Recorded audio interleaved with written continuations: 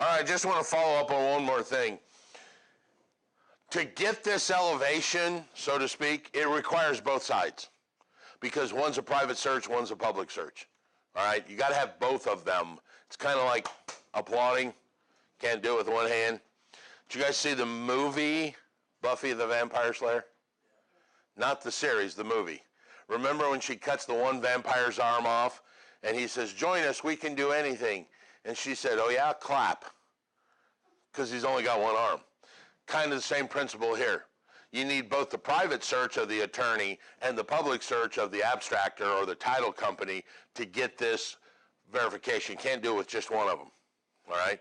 And for the side note of the day, you know who that vampire was, Miguel? It was Paul Rubens, which is Pee Wee Herman. That played that with the long hair and the goatee. That was Pee Wee Herman that played that part. So what happens is the title search is nothing more than a search of the public records. And like I said, what they are looking for is this net zero.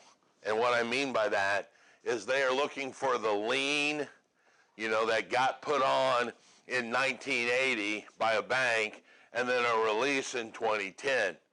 30 years, they paid it off. Then the new person bought it in 2011, so there's now an open lien right there. Oh, we'd have to take care of that because there's a mortgage with no release. And that's what the title search does. Think about this. This is a good gig if you really think about it. This is a company that's going to search to see if there can be found wrong before they even do business with you. When they find that there's no problem, then they'll go, "Yeah, sure, we'll insure this because we've searched." That'd be a good gig, wouldn't it? I'll work with you, but let me make sure I'm right, and then if I'm right, yeah. But if I got a chance of being wrong, no, I'm not going to work with you. So an abstract is just a summary report of all of that, and they go back once again to the root, the original grantor, or 40 years. What they are trying to get to is this term called a marketable title. A marketable title. Now, I want to read something to you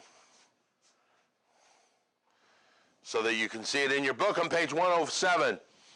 A marketable title must disclose no serious defects and not depend on doubtful questions of law or fact to prove their validity. They must not expose the purchaser to the hazard of litigation or threaten the quiet enjoyment of the property, and they must convince a reasonably well-informed and prudent purchaser acting on business principles and with the knowledge of the facts and their legal significance that the purchaser could sell or mortgage the property at a later date. If you squint your eyes really hard and turn your head sideways, you see 5 guarantees in there. That's the general warranty deed. So when someone gives a general warranty deed, it will satisfy these 3 requirements to be a marketable title. So when a person sells a house and they want to get the market value of it, they want marketable title, they make these promises. All right? So that's what we are trying to get to. That they have a marketable title which will allow them to transfer this fee simple to another person. Question? So, going back to what you just said, waiting on the clear to close, is that what they're doing? When you're waiting on the clear to close, it could be. There's a whole bunch of stuff that's could be waiting on the clear to close. All right? And I can't even list all of the things it could be. That, inspections, lender problems, other lien. We had one. Here's something that you guys don't think about until it actually happens, and then you're going to punch somebody in the head when this happens. There's nothing worse than having a client named John Smith. Because what ends up happening is when they go to search their property and sell it, there's like 4.2 billion liens on it because the name John Smith, when an attorney sues John Smith, he's not sure which one he gets, so he names every one of them. We have that going on right now. We've got a deal right now where our seller's name is Laura Jones. And it's popped up with 17 liens on her property.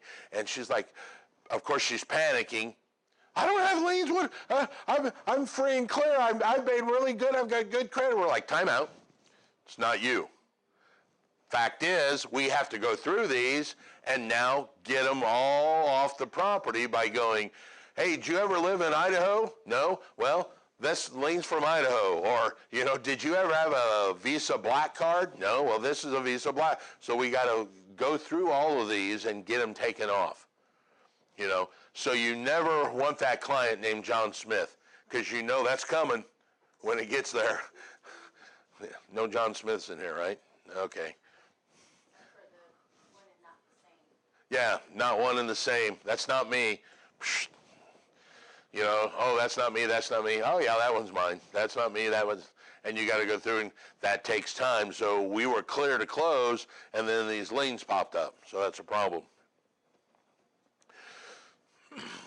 All right, so let's talk about one other thing so that you can kind of get the idea. So I'm buying this property from Sue. Now let's do it differently. Let's do it differently so we can prove the point. Who am I going to pick on? I only know 4 names in here, so that's who I pick on all the time. That's what you asked me the other day. When I graduated basic training, the drill sergeant told us first day of basic training, if I know your name when we graduate, you're either a suck up or and you get my point. And the day we graduated basic training, he saluted me and he said, congratulations, private, and he had to look down at my name tag. I'm like, yes, I got through this. He had no idea who I was because he sees them all the time.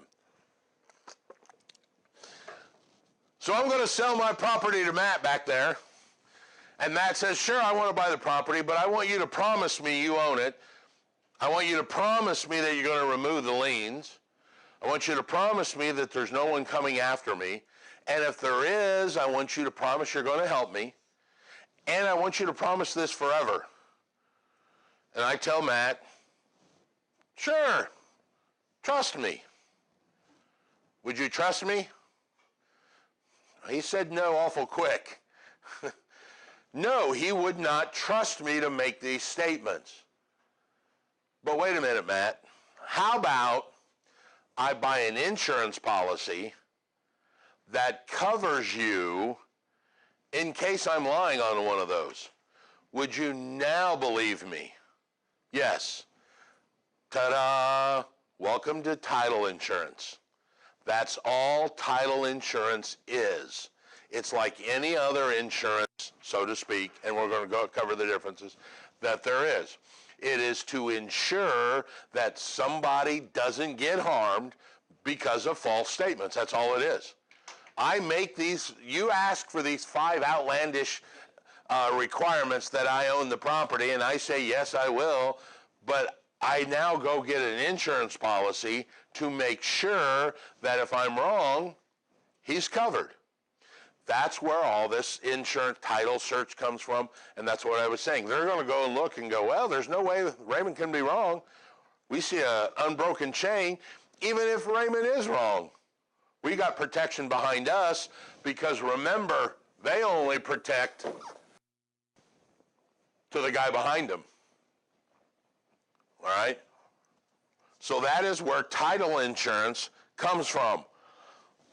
That's exactly what it is. Now, the problem that we talked about was, how do you actually prove you own the property?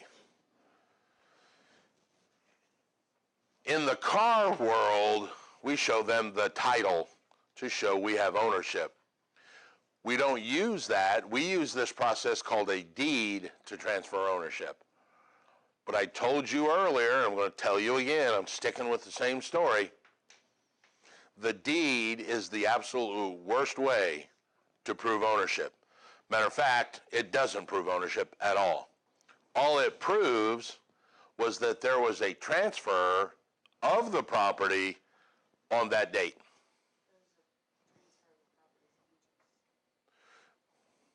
Same thing. Not if you try to give it to, like your example where you gave somebody a quitclaim deed. That would be transferring my interest. Yeah, but if you don't have interest, you didn't transfer. That's still my interest, is zero. It can, that's what I said, it borders on fraud, but my interest is zero. And a quitclaim would transfer my interest, whatever my interest is, which could be zero. I don't know, do we have any cops in here? No? I don't know. Sounds like it could be fraud. But a deed only shows that there was a transfer. Doesn't show you currently own it. All right? So let's talk about some other things. There's this thing called a certificate of title.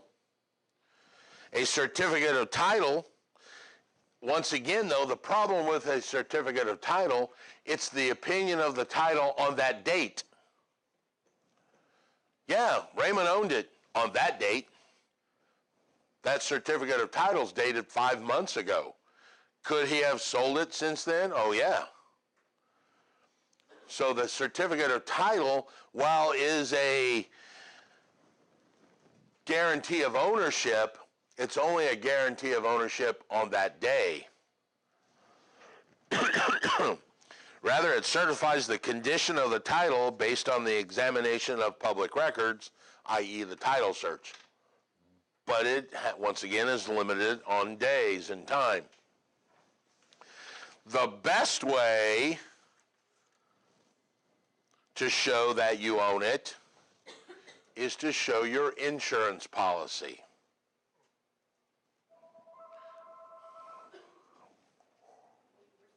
Here's the funny thing. When you own a car, in order to get insurance, you have to prove you own the car to get insurance. In a house, to prove you own the house, you show the title policy. You have to have title to prove ownership. The cars is the other way around. You have ownership to get insurance. You don't always have to have insurance. What are you talking about? What are you talking about title insurance? Or are you talking about homeowners insurance? Or are you talking about mortgage insurance? Exactly.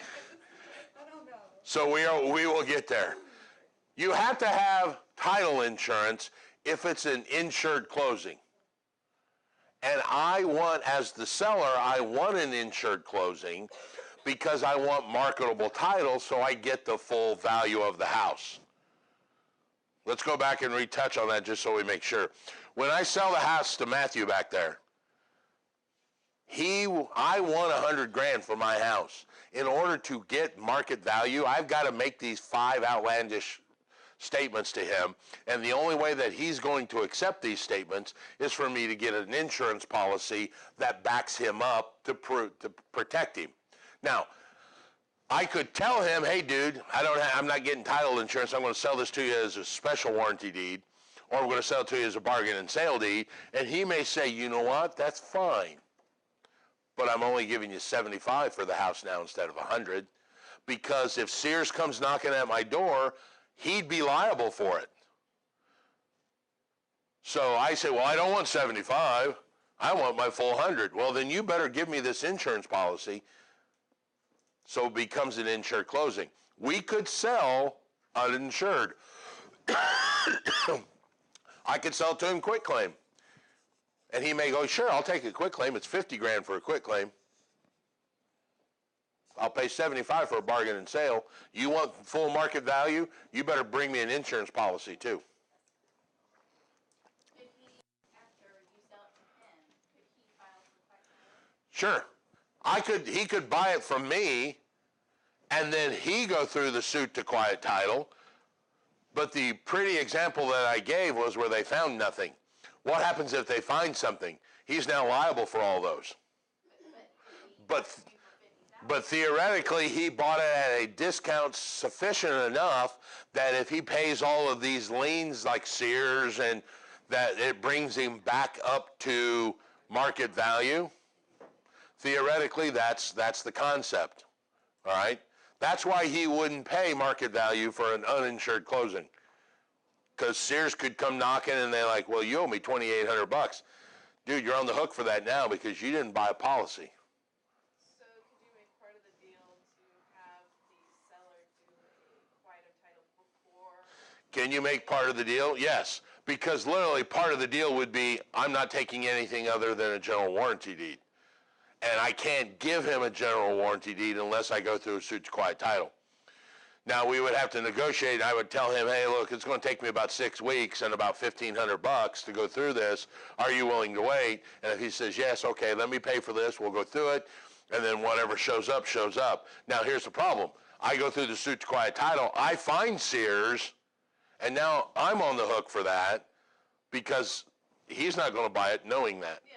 So, And you can't back out of it at that point. Is what's happened. yeah. Everything's found. The seller has to cover it before they. Yes, I would cover it because I can't.